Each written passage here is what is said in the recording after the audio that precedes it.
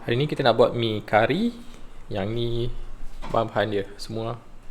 Jadi portion dia besar ni, untuk lebih pada 10 orang. Kalau nak buat open house raya nanti memang sesuai lah. Jadi bahan-bahan ni terbagi pada dua lah. Yang ni bahan tumisan, bawang merah, bawang putih, halia. Lepas tu kita ada serbuk kari. Lepas tu kita ada daun kari. Yang ni protein dalam kuah. Dan yang ni santan. Santan satu cukup sebab kita buat mi kari, bukan nak makan dengan nasi. Jadi kita kena buat kuah yang cair. Tak boleh pekat sangat, nanti bosan.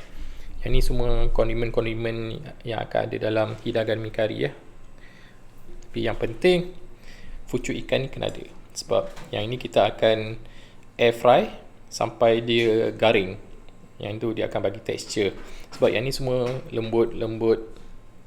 Ni crunchy sikit, yang ni lembut juga, dan ini dia punya kerangupan. Kita mula dengan celur sayur-sayuran.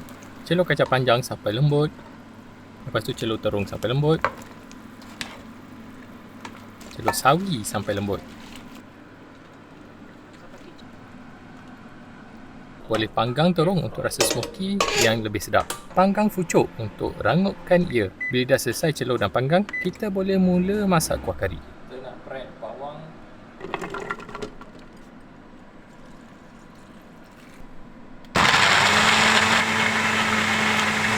Panaskan minyak dan mula tumis barang yang dah di blend tadi.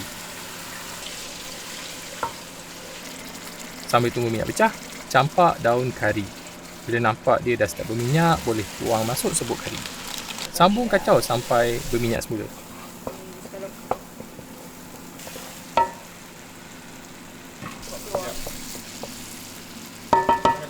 Kemudian boleh tuang masuk potongan ayam.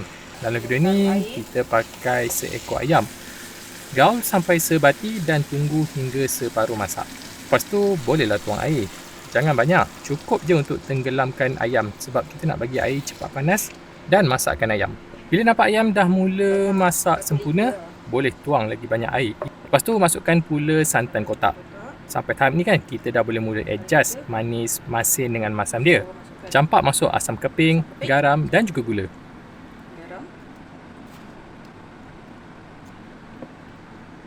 Kita taruh dua dulu, kita akan rasa lah.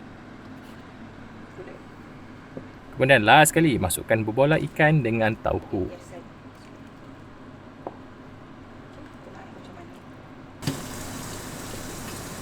Jangan lupa juga untuk masukkan cube ayam untuk rasa umami. Jadi ini kejadiannya pucuk yang telah kita bakar tadi. Contoh ini keras. Oh lah, 6 dengan sayur. Itu versional report. Ini kacang panjang dah kita bakar. Ini terung yang kita bakar. Sawi yang dah kita celur. Ini pilihan karbohidrat. Kita ada mi segera, bihun, mi kuning, pucuk, ni kuah dia. Dah boleh hidang. Cedok masuk mi, sayur sawi, terung, kacang panjang, pucuk. Lepas tu banjirkan dengan kuah. Rasa macam makan kat kedai.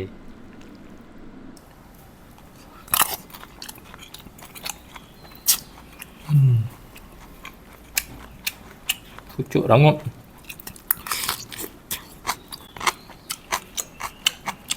Sayur rangup. Terung lembut.